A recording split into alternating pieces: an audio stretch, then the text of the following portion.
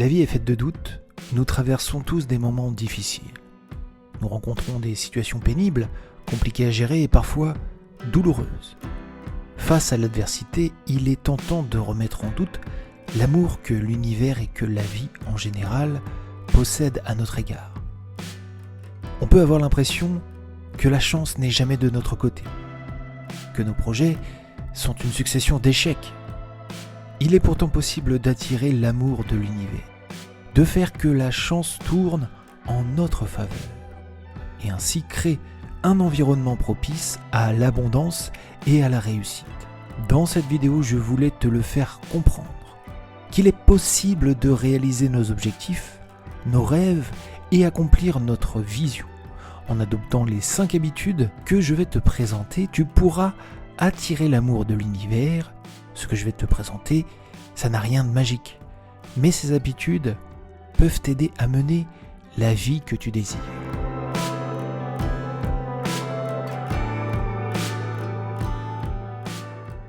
Attitude 1, la gratitude. La gratitude est un état d'esprit qui consiste à être reconnaissant pour le positif de notre vie. Je sais que dans certaines situations ou réalités, il peut être compliqué de voir le bon côté des choses. Mais faire preuve de gratitude, ça ne veut pas dire positiver tout de manière toxique en allant contre les émotions négatives que nous ressentons. Comme dans chaque chose, il y a un équilibre. Tu peux expérimenter et vivre des émotions négatives, mais tu ne dois pas laisser celles-ci te plomber. Pour les petits tracas du quotidien, ta capacité à relativiser sera la clé. Pour les plus gros soucis, l'idée ce n'est pas de les oublier, de faire comme si ils n'existaient pas, mais d'adopter une posture optimiste et de faire de ton maximum. Même si l'issue est incertaine, l'essentiel est de garder espoir et d'adopter la posture suivante. L'essentiel, c'est que j'ai fait de mon mieux. Si ça marche, tant mieux. Si ça ne marche pas, eh bien, je n'aurai pas de regrets. Enfin, la gratitude, c'est aussi accepter que les choses ne vont pas forcément dans notre sens, mais que même dans nos échecs, il y a toujours quelque chose de positif à retenir. Habitude 2, la méditation. Les vertus de la méditation sont nombreuses. Une pratique régulière diminuera ton niveau de stress et augmentera tes capacités cognitives. Pas la peine d'y consacrer 1 à 2 heures par jour, une pratique régulière à la hauteur de 5 à 15 minutes, c'est déjà très bien. Pour méditer, rien de plus simple. Trouve un endroit calme, respire profondément et lentement. Concentre-toi sur ta respiration et n'accroche pas tes pensées. Laisse-les filer, laisse-les passer.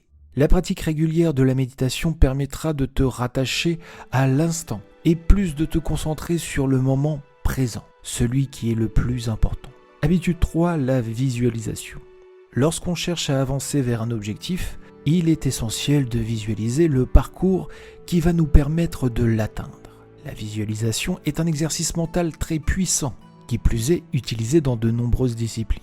Régulièrement, je t'invite à visualiser ce que tu cherches à créer ou à atteindre. Mais ne te contente pas de visualiser le résultat. Visualise aussi les étapes qui te permettront d'arriver à ce résultat. Vois ton objectif et le chemin pour pouvoir l'atteindre. Habitude 4, la bienveillance. Faire preuve de bienveillance pour les personnes qui t'entourent, ça va te permettre de te faire grandir en tant que personne. Mais avant toute chose, et peut-être ce qui est le plus important, accorde-toi de la bienveillance envers toi-même. Tu dois être ta priorité. Je t'assure que c'est loin d'être un acte égoïste. Tu ne pourras pas apporter de l'amour aux autres tant que tu n'auras pas réussi à t'aimer toi-même et faire preuve de bienveillance à ton égard. Quant à ta relation avec les autres, je t'encourage à réprimer la jalousie, l'envie ou l'agacement que tu peux avoir pour d'autres. Concentre-toi sur toi. Ne perds pas d'énergie avec les personnes qui ne méritent pas ton attention. La meilleure posture à adopter avec les personnes toxiques, c'est l'ignorance. Apprends à reconnaître ces personnes qui ne te veulent pas du bien, qui te freinent dans ton développement et n'hésite pas. Lorsque c'est nécessaire, sors-les de ta vie. L'idée, c'est de ne pas perdre d'énergie avec des gens malveillants. Utilise plutôt ton énergie pour les personnes qui le méritent. Apporte ton soutien et ta bienveillance aux gens que tu aimes ou qui méritent ta bienveillance. Habitude 5, la confiance et l'optimisme. Il faut que tu arrives à accepter que tu mérites ce que tu souhaites. Il faut que tu aies confiance en toi et que tu gardes ton optimisme. Pour améliorer ta confiance, commence par prendre soin de toi, de ta santé, de ton mental. Équilibre ta vie avec du temps pour toi, du temps pour t'enrichir. Élimine les mauvaises habitudes, fais attention à ton alimentation, pratique régulièrement du sport, développe ta vie sociale autour d'activités que tu aimes et que tu veux partager avec des personnes ayant les mêmes passions que toi. Si tu ne sais pas où commencer, n'hésite pas à te renseigner pour t'investir dans la vie associative près de chez toi, ou cherche à faire du bénévolat pour une association qui te tient à cœur. Ces 5 habitudes, elles sont simples à décrire, mais peut-être plus compliquées à mettre en œuvre.